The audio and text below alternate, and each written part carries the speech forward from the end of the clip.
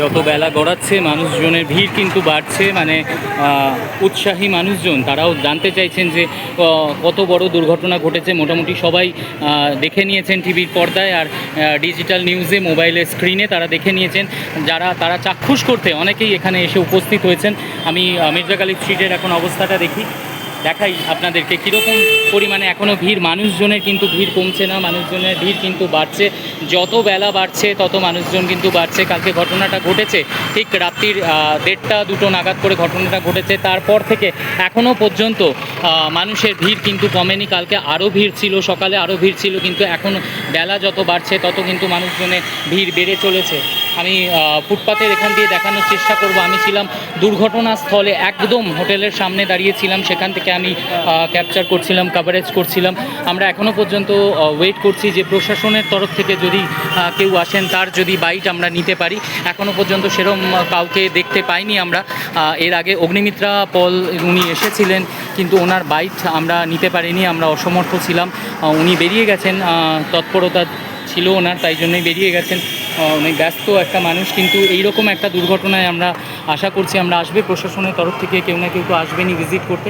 এখানে বিশাল পুলিশ বাহিনী এই পুরো জায়গা ঘিরে ফেলেছেন, তারা ঘিরে রেখে দিয়েছেন তারা। আর বিভিন্ন বিরোধী দলনেতা থেকে আরম্ভ করে বিভিন্ন বুদ্ধিজীবী তারা আসছেন, তারা তাদের মতামত, তারা কালকে কি দেখেছেন, চাক্ষুষ করেছেন, সেগুলো তারা জানাচ্ছেন আমাদের বন্ধুদেরকে, মানে যারা মিডিয়া পার্সোনাল তাদেরকে জানাচ্ছেন। আর আমরাও আরও ডিটেলে খবর নেওয়ার জন্য এখনও পর্যন্ত এখানে অপেক্ষা করছি যে যদি কাউকে পাওয়া যায় প্রশাসনের তরফ থেকে।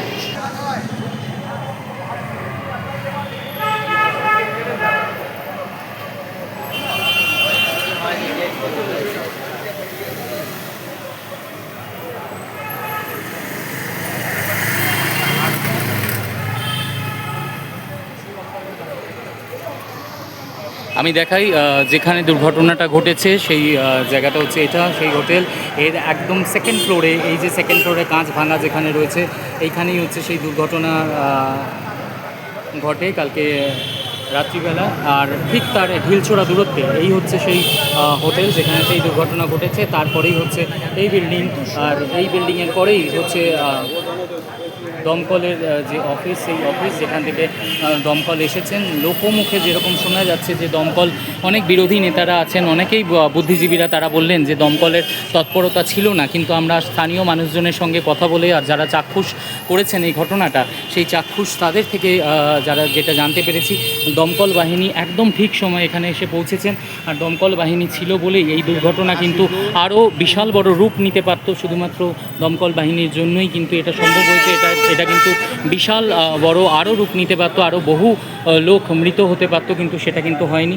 দমকল ঠিক সময়ে এসে অনেককে রেস্কিউ করেছেন। আর পুরো ঘটনাটা একদম ঠিকঠাক, ঘটনাটাকে যাতে আর না বাড়ে সেই ব্যবস্থা নিয়েছেন দমকল বাহিনী এসে। আমরা এই মুহূর্তে দাঁড়িয়ে আছি মির্জা গালিব স্ট্রিটের সেই জায়গাটায় কালকে যেখানে ভয়াবহ অগ্নিকাণ্ড ঘটেছিল। আমরা সেখানেতে একজনকে পেয়ে গেছি, একজন ভাই যিনি বাংলাদেশ থেকে এসেছেন, কালকেই এসে পৌঁছেছেন। অ্যাকচুয়ালি যেখানে এই দুর্ঘটনাটা ঘটেছে, যেই ফ্লোরেতে, তিনতলায়, সেই হোটেলেতেই এরও কালকে থাকার কথা ছিল, কালকে ওঠার কথা ছিল, তাই তো? তোমার নামটা বলবে কেন? আব্দুর রহমান আলিফ। আলিফ। বাংলাদেশের কোথা থেকে আসছো? ঢাকা যাত্রাবাড়ি। ঢাকা যাত্রাবাড়ি। কবে এসেছো? আমি কালকে আসছি। কালকে কটার সময়? কালকে এখানে দুপুরে আসছি আর কি। দুপুরে এসেছো। তোমরা কি হোটেলে ওঠার জন্য এসেছিলে? বুকিং দিয়ে রাখছিলাম, আজকে সকালে ওঠার কথা ছিল আমাদের। আচ্ছা, আজকে সকালে ওঠা। তো কালকে রাত্রিবেলায় তোমরা এখানেই ছিলে? কোন হোটেলে তোমরা ছিলে? মাইকি স্টুডিও। আচ্ছা, সামনাসামনিই ছিলে। কজন এসেছো বাংলাদেশ থেকে? কিসের জন্য, ঘুরতে না চিকিৎসা? ঘুরতে এসছো। তো তোমরা কখন দেখতে পেলে, মানে এখানটা তোমরা কখন? যখন আসছে তখন দেখি, তখন এখানে বলা হইতেছিল যে আগুন লাগছে। আচ্ছা, আমরা এসে দেখি এখানে বলা হয়েছিল, মানে কি অ্যানাউন্সমেন্ট করা হচ্ছিল না লোকমুখে শুনলে? লোকমুখে শুনলাম। আচ্ছা, তারপরে তোমরা এখানে আসলে? এসে দেখি আগুন লেগে হোটেল বন্ধ। এখানে পুলিশ। যখন এসেছো তুমি তখন কি আগুন চলছে বা ধোঁয়া বেরোচ্ছে সেরকম কিছু? তখন সমস্ত হয়ে গেছে। এবারে কাউকে দেখলে যে কোনো মৃতদেহ বার করে নিয়ে যাওয়া সেরকম কিছু?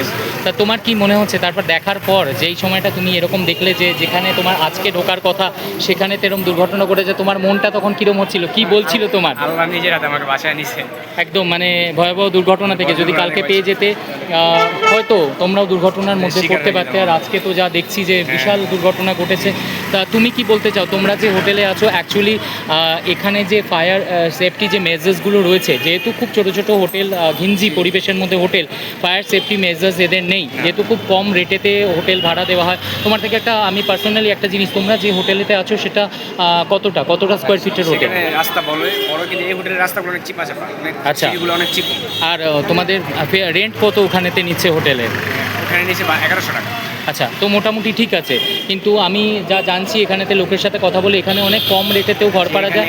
আর যেহেতু বাংলাদেশ থেকে বহুজন এখানেতে ট্রিটমেন্টের জন্য আসেন, তাদের জন্য এই ব্যবস্থা, কিন্তু ফায়ার সেফটি মেজার্স নেই। তো তোমরা যে হোটেলে আছো সেখানে ফায়ার সেফটি মেজার্স রয়েছে? জি, এখানে মেজার্সে এখানে পর্যাপ্ত পরিমাণে স্থান আছে যাওয়া আসা। না, শুধু স্থান না, ফায়ার সেফটি যে মেজার্সগুলো থাকে সেইগুলো রাখা রয়েছে, যদি আগুন লেগে গেলে তার যে ব্যবস্থা অন্য বললো আছে, কিন্তু আমরা এখন দেখিনি। হ্যাঁ, কিন্তু অবশ্যই আজকে কিন্তু গিয়ে তোমরা একদম জেনে নেবে, কারণ এটাই কথা হচ্ছে যে এবার থেকে যারা বাংলাদেশ থেকে বা বিভিন্ন জায়গা থেকে আসবে, যেহেতু এই জায়গাটা শুধু বাংলাদেশিরাই এখানেতে আসেন তাদের ট্রিটমেন্টের জন্য, বহু বাংলাদেশি ভাই বোনেরা এখানে আসেন, তো তাদের কিন্তু এবারে হোটেলে যাওয়ার আগে তুমি ওখানে গিয়ে বার্তা দেবে যে তারা অবশ্যই যেন দেখে নেয় যে হোটেলে উঠছে সেটা যত রেন্ট বেশি হলেও ফায়ার সেফটি মেজার্সগুলো রয়েছে কিনা, যাতে এরকম দুর্ঘটনার কবলে পড়লে যাতে কোনো অঘটন না ঘটে তাদের সঙ্গে। তো তুমি কিছু বলতে চাও? আর এখানে কত বছর আসছো কলকাতায়? এখানে ফার্স্ট টাইম আসছি আমি। ফার্স্ট টাইম এসেই এরকম দুর্ঘটনা দেখতে হলো। তোমার নামটা আরেকবার বলবে? আব্দুর রহমান আলী। ধন্যবাদ।